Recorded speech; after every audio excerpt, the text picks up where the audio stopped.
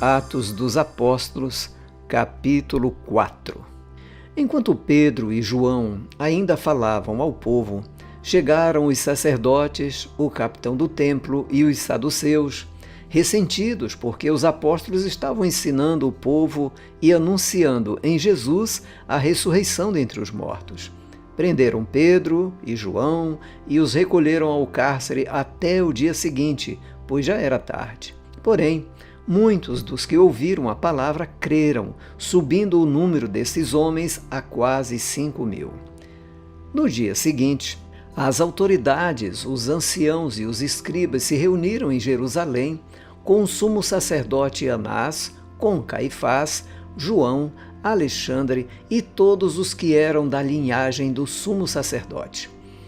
E, colocando os apóstolos diante deles, perguntaram: com que poder ou em nome de quem vocês fizeram isso? Então Pedro, cheio do Espírito Santo, lhes disse: autoridades do povo e anciãos, visto que hoje somos interrogados a propósito do benefício feito a um homem enfermo e do modo como ele foi curado, saibam os senhores, todos e todo o povo de Israel que, em nome de Jesus Cristo, o Nazareno, a quem vocês crucificaram e a quem Deus ressuscitou dentre os mortos, sim, em seu nome é que este está curado na presença de vocês. Este Jesus é a pedra que vocês, os construtores, rejeitaram, mas ele veio a ser a pedra angular.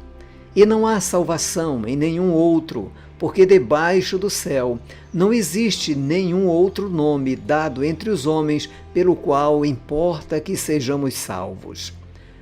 Ao verem a ousadia de Pedro e João, sabendo que eram homens iletrados e incultos, ficaram admirados e reconheceram que eles haviam estado com Jesus.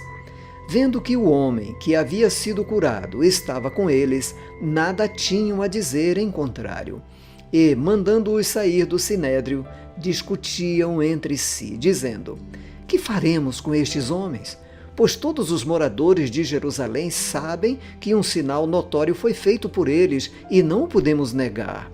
Mas, para que não haja maior divulgação entre o povo, vamos ameaçá-los, para não falarem mais neste nome a quem quer que seja. Chamando-os, ordenaram-lhes que de modo nenhum falassem nem ensinassem no nome de Jesus. Mas Pedro e João responderam: os senhores mesmos julguem se é justo diante de Deus ouvirmos antes aos senhores do que a Deus, pois nós não podemos deixar de falar das coisas que vimos e ouvimos. Depois, ameaçando-os mais ainda, os soltaram, não tendo achado como os castigar por causa do povo, porque todos glorificavam a Deus pelo que tinha acontecido. Ora, o homem em que tinha sido operado esse milagre de cura tinha mais de 40 anos de idade. Uma vez soltos, Pedro e João procuraram os irmãos e lhes contaram tudo o que os principais sacerdotes e os anciãos lhes tinham falado. Ouvindo isto, unânimes, levantaram a voz a Deus e disseram: Tu, soberano Senhor, fizeste o céu, a terra, o mar e tudo o que neles há. Disseram por meio do Espírito Santo, por boca de Davi, nosso pai, teu servo. Porque se enfureceram os gentios e os povos imaginaram coisas vãs? Os reis da terra se levantaram e as autoridades se juntaram contra o Senhor e contra o seu ungido. Porque, de fato, nesta cidade, Herodes e Pôncio Pilatos, com gentios e gente de Israel, se juntaram contra o teu santo servo Jesus, a quem ungiste, para fazerem tudo o que a tua mão e o teu propósito predeterminaram.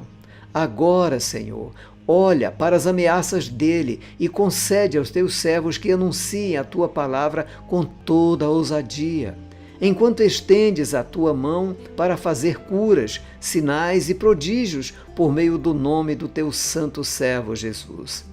Tendo eles orado, tremeu o lugar onde estavam reunidos, todos ficaram cheios do Espírito Santo e com ousadia anunciavam a palavra de Deus. Da multidão dos que creram, era o coração e a alma. Ninguém considerava exclusivamente sua nenhuma das coisas que possuía. Tudo, porém, lhes era comum. Com um grande poder, os apóstolos davam testemunho da ressurreição do Senhor Jesus e em todos eles havia abundante graça.